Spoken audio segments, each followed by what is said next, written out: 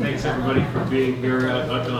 Linda's one of my favorite people. We work together all the time on wildfire issues in her neighborhood in Fairfax, which is my hometown and one of the communities, one of the neighborhoods I'm most concerned about anywhere in the world, frankly. So, I'm Todd Lando. I'm the executive director at Fire Safe Marin.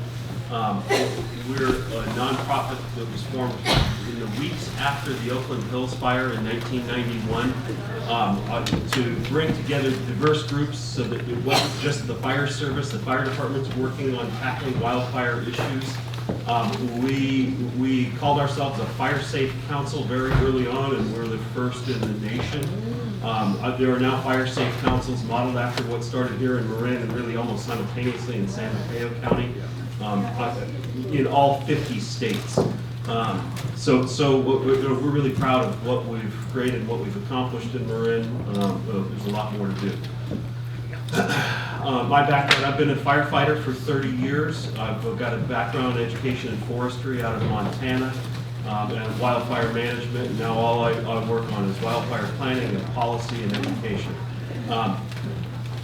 Education, this is our living, what you're going to see today is an excerpt really that's been tweaked for this audience and what you want to hear from us about today from our Living with Fire education seminars.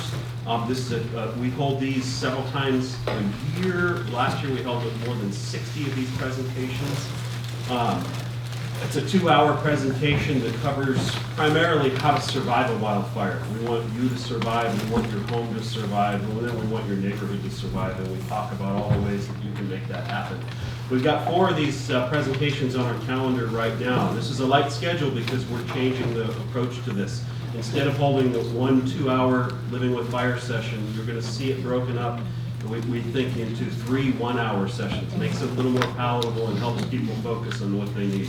There are a lot of apartment dwellers, renters in Marin who don't necessarily need to know how to replace a roof on the house because they don't own or control that. So we really want to focus on their survival and give more in-depth information on all the variety of topics. So, I've got 30 minutes. I'm going to talk like an auctioneer during a few pieces. Slow me down if you need to, but I really want to try to get through as many of these slides as I can and get this information to you. We don't need to dwell on this. I love the history of it, but ordinarily I spend a lot of time talking about Marin's fire history.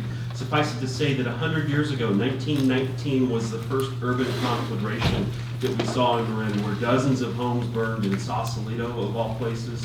We've seen many urban conflagrations in Marin since then. These are fires where dozens or hundreds of homes were destroyed. I usually show a slide that shows a list of all the major fires in Marin.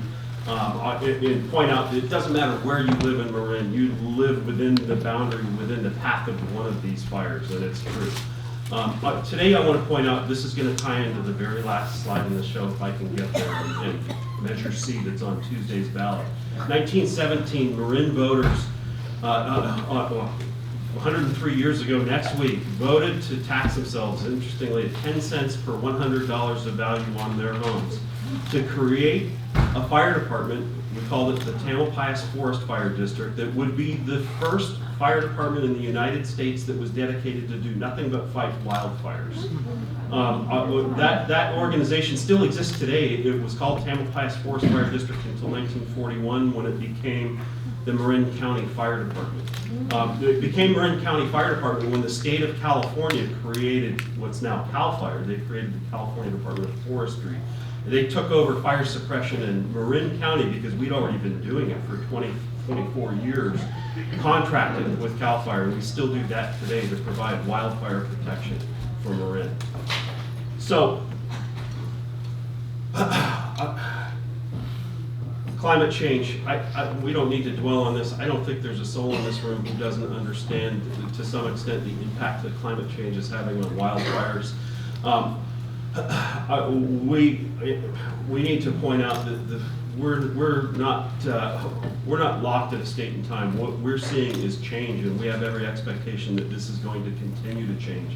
So the dramatic increase in the changes in wildfires over the last 4 years that you've seen, that's not what it's going to look like going forward. Frankly, it's going to be worse. We have every reason to believe that. This is interesting. Take a look at this. This is a run-of-the-mill wildfire, but there's something really unique, I think, about this one in particular. You look at the imagery here. What's unique about this fire is this was less than 24 hours ago. This was yesterday in San Mateo County, February 28th.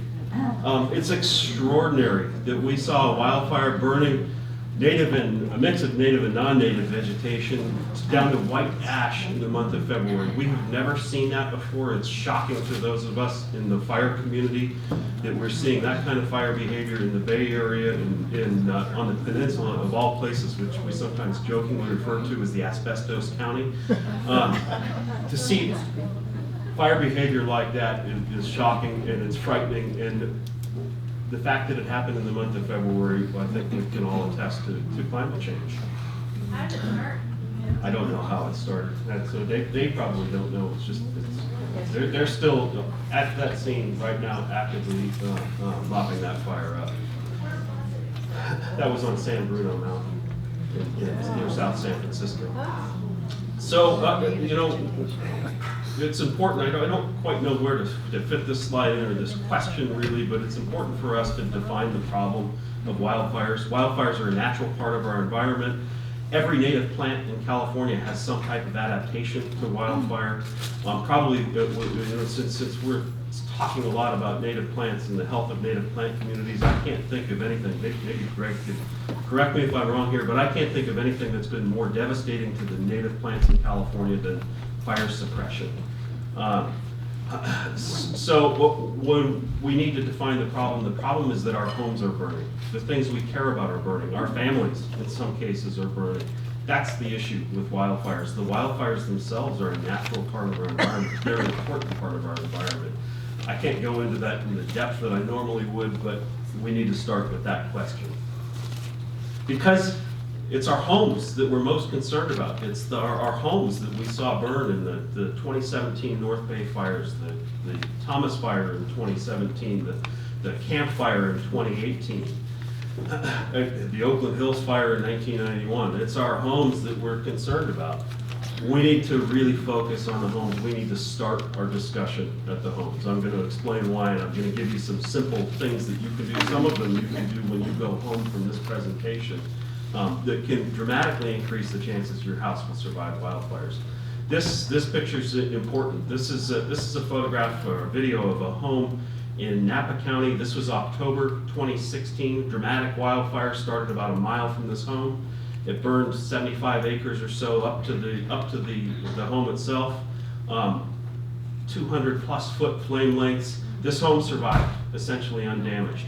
1 year later, almost to the day the North Bay fire started, the Nuns fire in Sonoma and Napa counties burned to the other side of this house. It was impacted by two of the most dramatic fires you could possibly imagine. Back to back, 1 year apart, the house was undamaged. It was undamaged because of the way the house was constructed. It was built in 2014.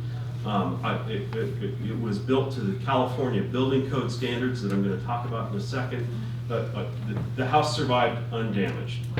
I want you to see that there was a little bit of damage, but it's really an illustration of what that house was impacted by. This is their lawn furniture in the backyard, and by the way, none of us could afford this house. It's the highest house in Napa County at the top of the Oakland grade. But they look like cigarette burns in their lawn furniture cushions. This is an example of the embers. This house was rained upon by embers during the Nuns fire for hours, tens of hours. Embers oftentimes the size of a cigarette, burning pieces of ash, burning pieces of vegetation, landed on this house, landed around the base of the house, on the roof, in the rain gutters, and the house survived undamaged, besides replacing their cushions. It's those embers, it's the tiny pieces of burning material that fall out of the sky that are spreading the fires, that are igniting the homes. This is important for you to understand for so many reasons. 60 to 90% of the homes, this is out of a study of the 2009 witch fire in San Diego County. 60 to 90% of the homes were ignited by embers, not the flames of the fire. This was not a fire that spread along the ground and ignited the homes. they ignited from embers. We've seen that carry forward. I think the number's probably even more dramatic. It's probably more than 90% in the Tubbs fire, the Camp Fire, or the recent fires, more recent fires. What's an ember look like? Take a look at this. This is photographed from less than a year ago, 9 months ago, 6 months ago, I guess. This is the Kincaid fire in Sonoma County. Fire falls in Yosemite on Saturday. Yep. These are embers falling, but look at the ground. Wow. Those are spot fires. He was pointing at the camera at the ground. Those fires all ignited in the time he tilted the camera to the sky. That's what's landing on your home, your neighbor's homes. That's what's igniting our homes. And in a lot of ways, that's a benefit to us because that's the easiest thing you can protect your home from. Take a look at this photograph. You probably recognize this photo. There was a Pulitzer Prize, well, 2 photos, one Pulitzer Prizes out of the campfire. This is an interesting photo. What's burning in this picture? Is this a forest fire? Is this a structure fire? Is this vegetation around the home burning? I can't see any vegetation at all burning in this photograph. That house ignited from an ember that landed on some piece of the house, in this case probably the roof or the rain gutters, ignited that material. The vegetation around that home and the vegetation around most of the homes in Paradise never burned. If it was burned or scorched, it burned because the house burned and the house damaged the vegetation, not the other way around. I'm not sure if I can get the other video to play, but this is a demonstration house. It looks kind of like the little one we've got outside here. This is built by the Insurance Institute for Building and Home Safety, built by Dr. Steve Quarles, who's a Marin resident. He's on the board of directors at FireSafe Marin. He's a good friend of ours. He's the preeminent researcher in the world on how houses actually ignite from wildfires.